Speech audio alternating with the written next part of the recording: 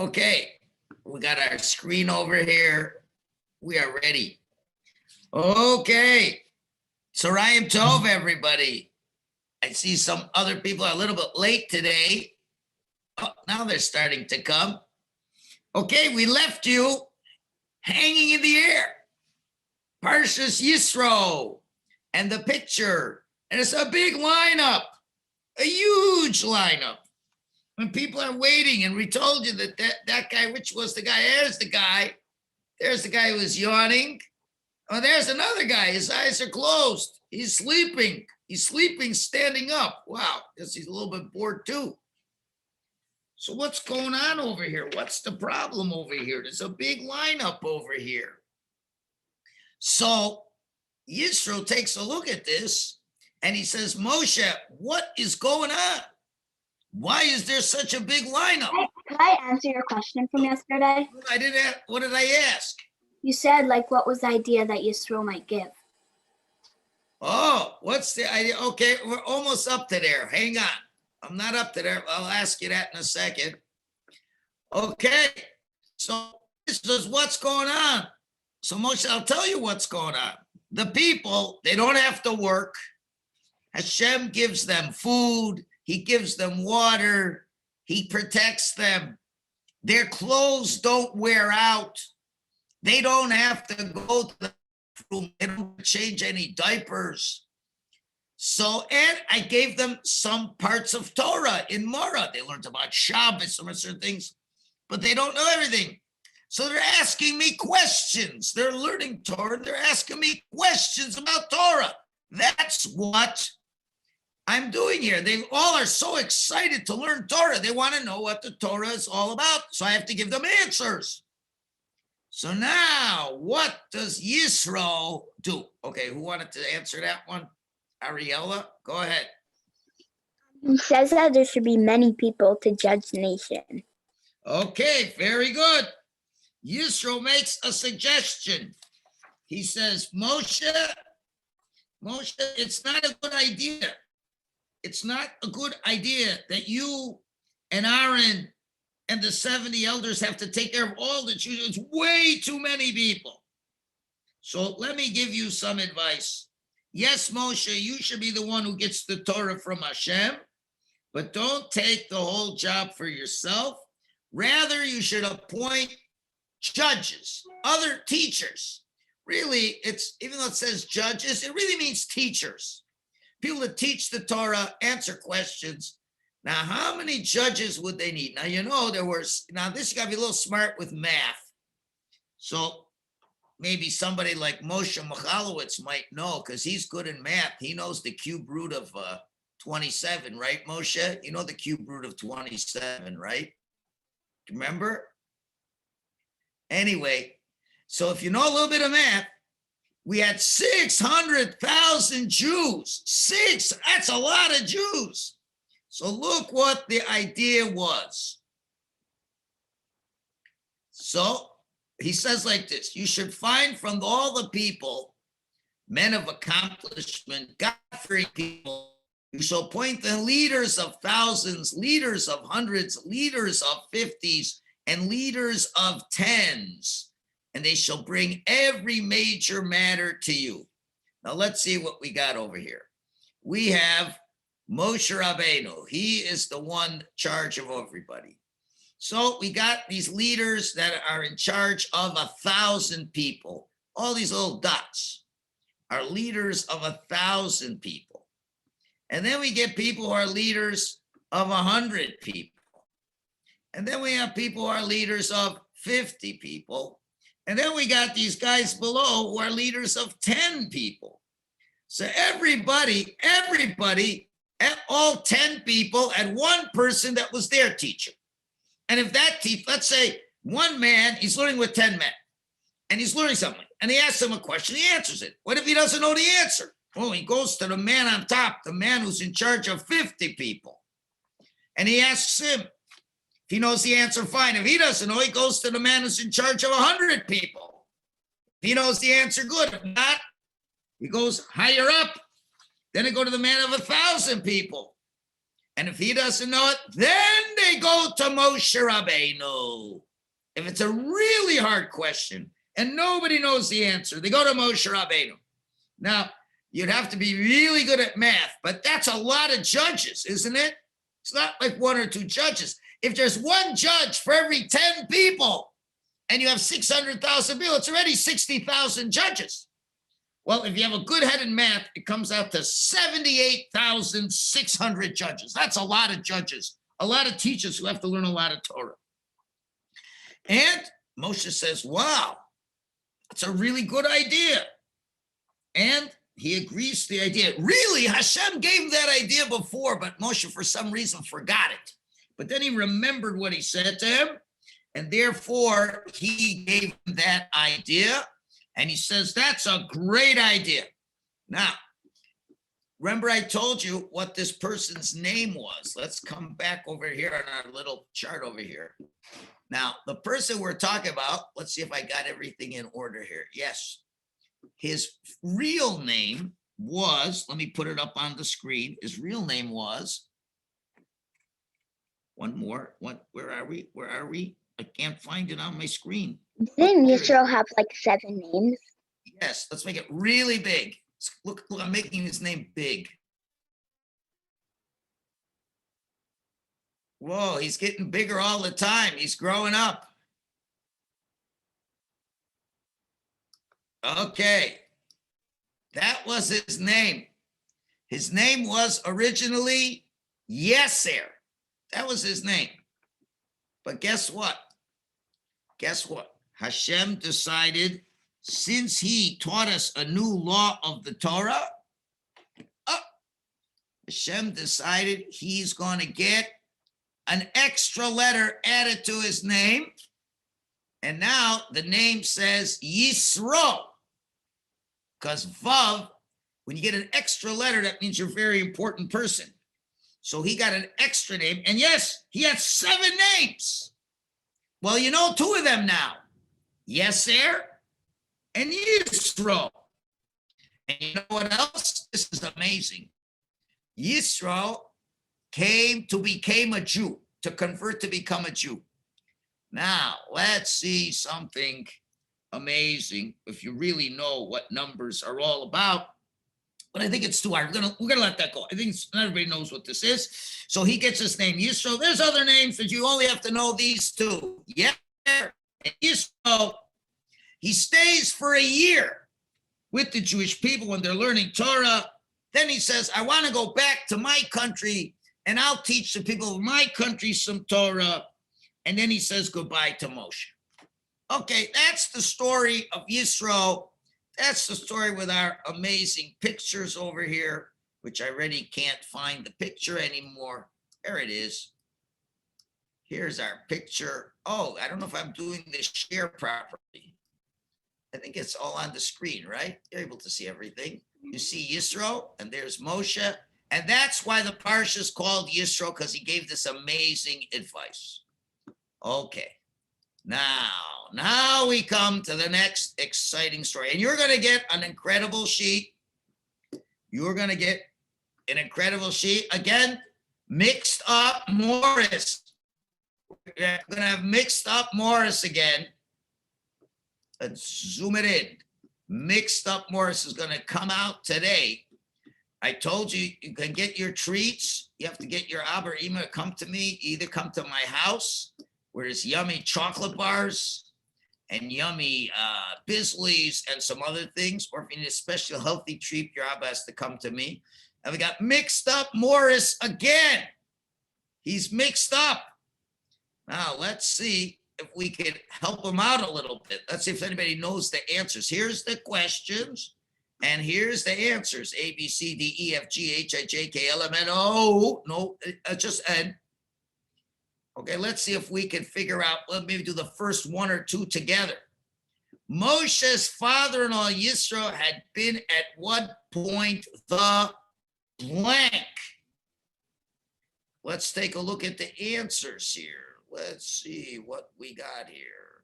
Raise your hand if you think you could see the answer. Which one?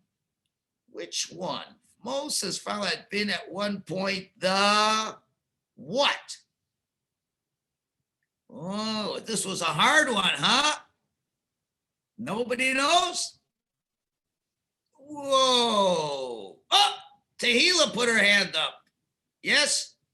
Is it the priest of Midian? Yes. There it is. Priest of Midian, the letter D. You got it. Whoa, good for you. Let's try the next one. Yisro heard all about the blank. Ariella. Miracles that Hashem did. Yes, the miracles that Hashem did. Okay. Let's try one more. After Yetzias Mitzrayim, after the Jews left Egypt, Yisro traveled all the way to the Midbar, to the desert, to something. To what? Let's see. Who's got their, has somebody else got their hand up besides Tehila and Ariella? Anybody else think they know? Well, I know, but they just have their hands up, but they don't know the answer. Okay. Do you still have your hand up, Tehila? No, I don't know. You don't know. Okay. Ariella, what is it? Join with Moshe. To, where is it now? I had it, I lost it. Where'd it go? To join with Moshe. Exactly. Bingo. Okay. So that's this sheet. It's a little tricky, huh? Anyway, that's the story over here. We're going to send this out later today. For all those who want to get a nice chance at another treat, just got to do a little bit of work to get a treat, you know. Okay, now, Yisro's out of the story now.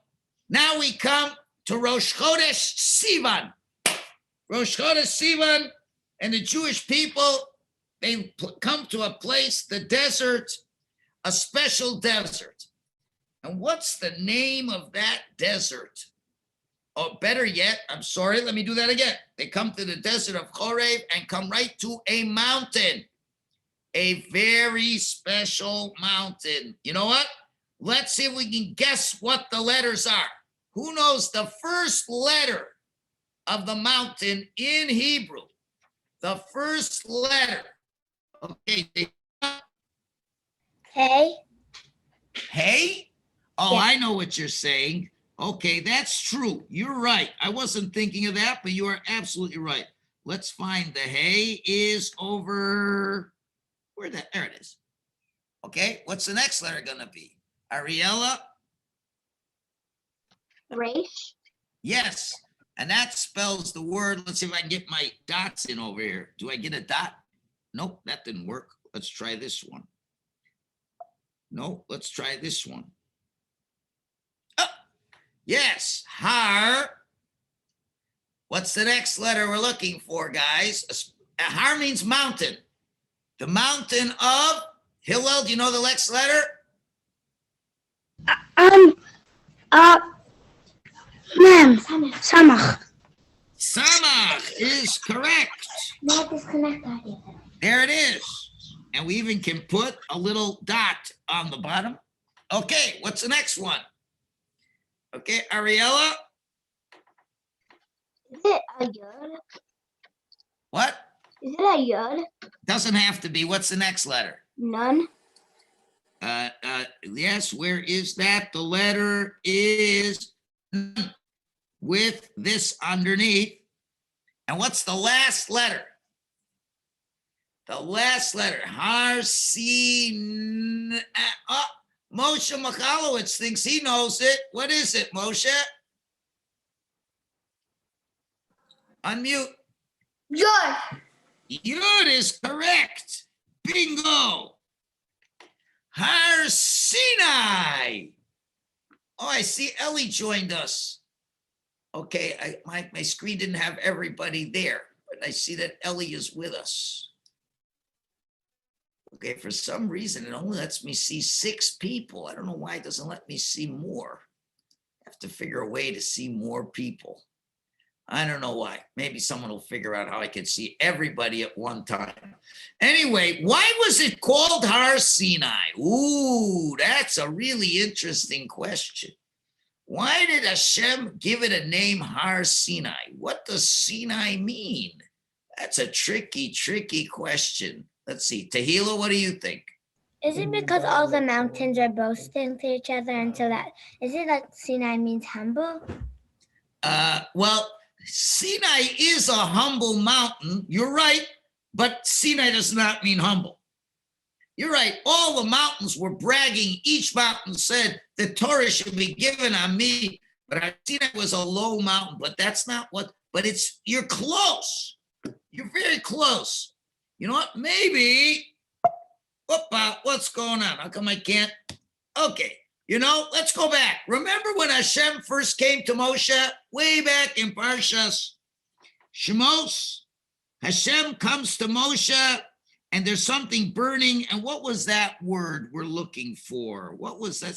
Let's see who can figure out the word before I get it up.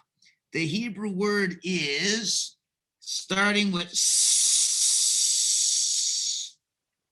And now we get another part over here. Wrong one. Let's try again. And then we get one more letter is, boom. Who could read that letter? Who could read that word? Who can read it properly without a mistake? Here it is, right over the red letter, right over there. How do we read that letter? Hillel, can you read it?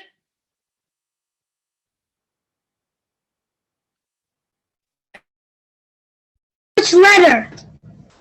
Oh, this word. Right over here. Snah. Snah. Yes, Sinet. Sinet. Sinet is the bush, the burning bush. Now look, hey, mute yourself, Hillel. Now look, doesn't Sinet sound a lot like Sinai? Whoa, you got Samach Nun, Sinai. Echo, so don't do that.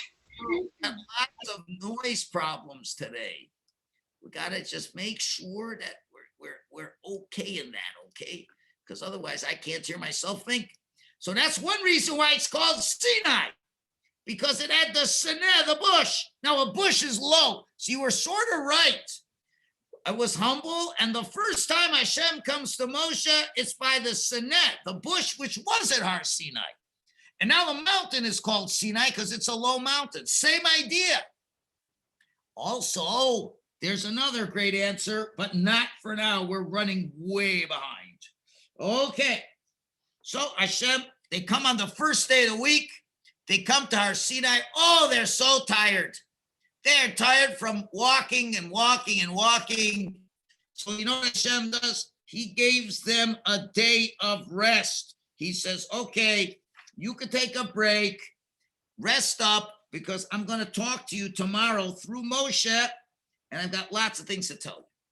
And you know, Hashem was very happy because this is the first time we see that the Jewish people are in one place and they're not fighting. They're not arguing. They're not complaining about the water. They're not complaining about the food. They're all getting along with each other. Amazing. So Hashem now waits for the second day of the week, and he calls Moshe over. Now he says to Moshe, listen, Moshe, I want to give the Torah to the Jewish people. I want to give them this great gift. So he wants to give them the Torah. And now the question is, let's see who's smart. You have a choice. You can first ask the men if they want the Torah, and then ask the women if they want the Torah. Or you could ask the women first if they want the Torah, and then you could ask the men if they want the Torah. So which one do you think Hashem goes to first? And if you know that, if you know why, it's even better. But first, let's see, who do you think Hashem wanted to give the Torah first? Who would he ask first in terms of who is going to get the Torah? Let me just see. I want to see everybody here because not everybody's coming out on my screen. Ellie, what do you think? Was your hand up, Ellie? No, I'm not sure. Oh, I can't see you anymore. Your head went below the screen. Is your hand up? Do you want to answer, Ellie? Or you didn't? Or your hand wasn't up? What do you think? The men or the ladies first? Who did he ask first? Okay, not sure. All right, let's try Tehillah. The men? The men, okay?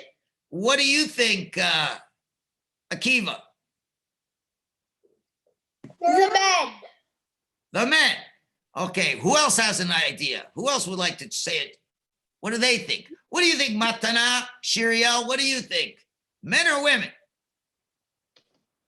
Men. What? Men. Men. Okay, looks like everybody thinks it's the men. Everything is the men. Okay, now, why do you think it's the men? Why would you think Hashem would ask the men first? Why would he ask them first? Anybody got an idea? Akiva thinks he knows. What is it, Akiva? Because the men have more mitzvahs than the ladies. Oh, that's a very smart idea.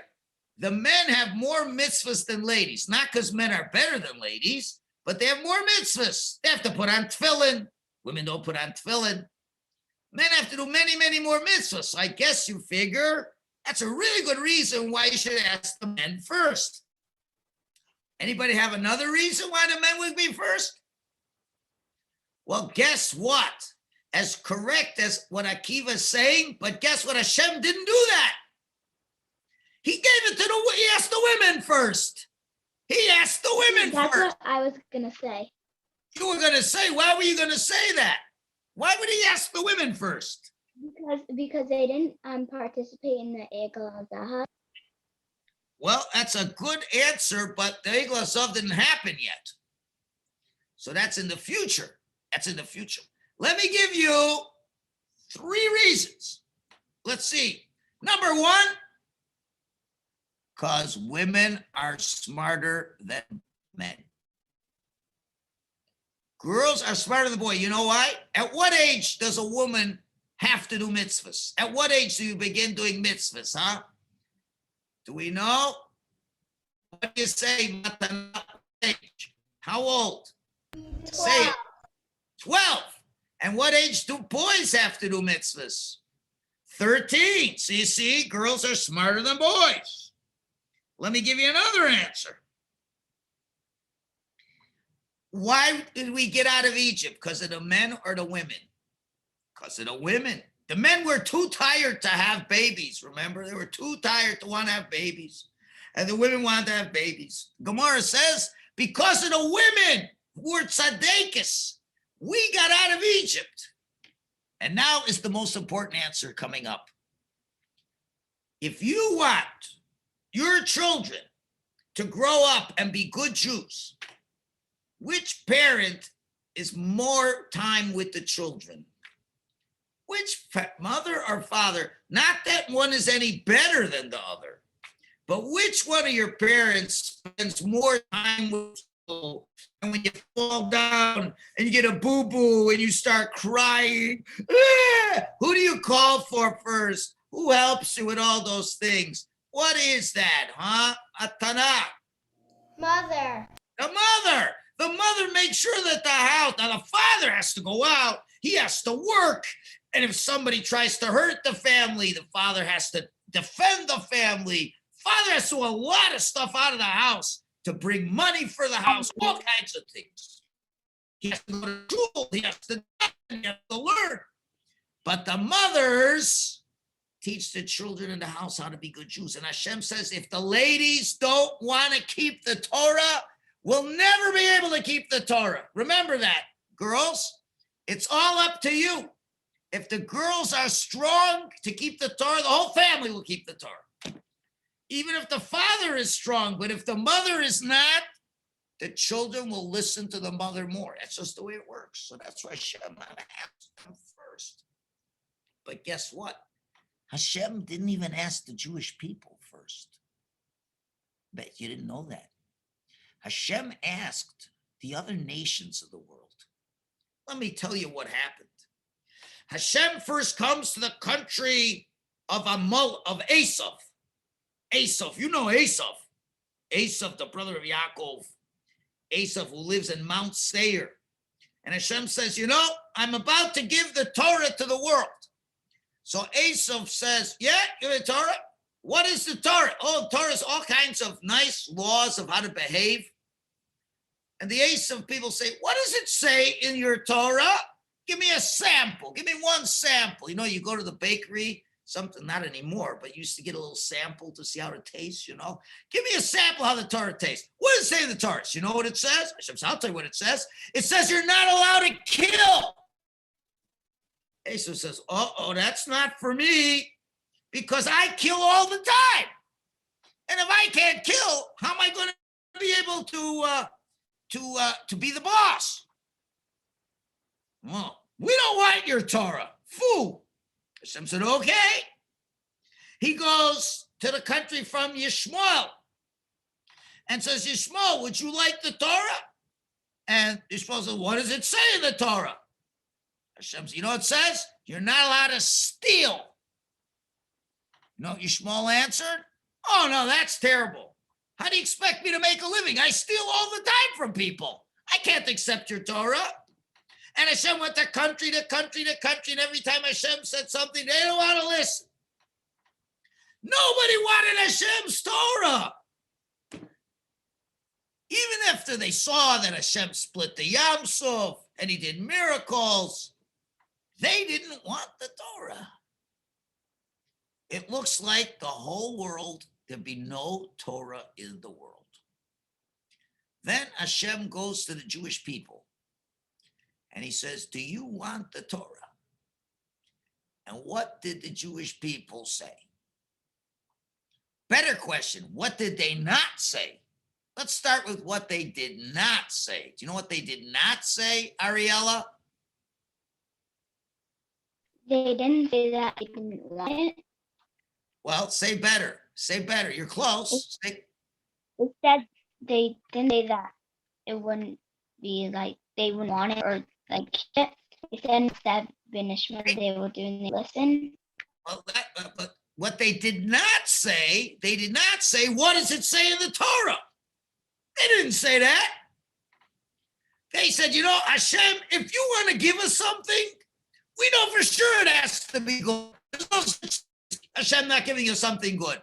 So they said the two magic words, and they are abracadabra. No, those aren't the two magic words. They said hoisly boisley. No, those weren't the two magic words.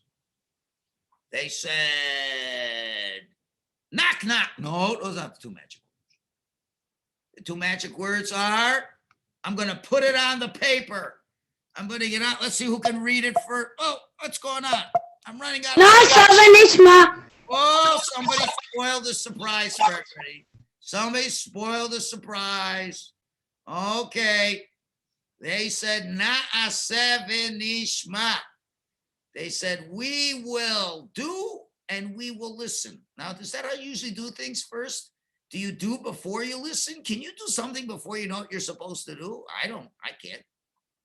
But the Jews said, you know what? It doesn't matter what you say. If you tell us to do anything, if you tell us to jump in the Yam Suf again, we'll go again in the Yam Suf. We know if you're giving us something, it has to be good. And therefore they said, Nasav and Ishma. You know what, boys and girls? I leave you in a piece of advice. If your mother asks you, or your father asks you, can you do something for me? Don't say, what do you want me to do? Because then you're talking like Esav and Yishmael. What are you supposed to say when your parent says, Shloimi or whatever, or Spritzer, can you help me out? What are you supposed to say? Naseh v'nishma. I will do and listen, which means no matter what your Ima tells you to do, you're going to do it. You're not going to go, okay, what do you want me to do? I want you to clean up. I don't want to clean up. That means you're like Esav and Yishmael. And you're not the children of Esav and Yishmael. You're the children of Bnei Yisrael. When your mommy says, I want you to do something, what are you going to say? Let's say it all together. Naseh Nishma. Nasa v'nishma. We will do and we will listen. That's what you do. Today, so remember those two magic words. Nasa. Okay. Have a good day. See you later, and we will send you the mixed up fellow who needs help getting things in order. Okay, bye-bye, everybody. Have a great day. Bye. Bye-bye.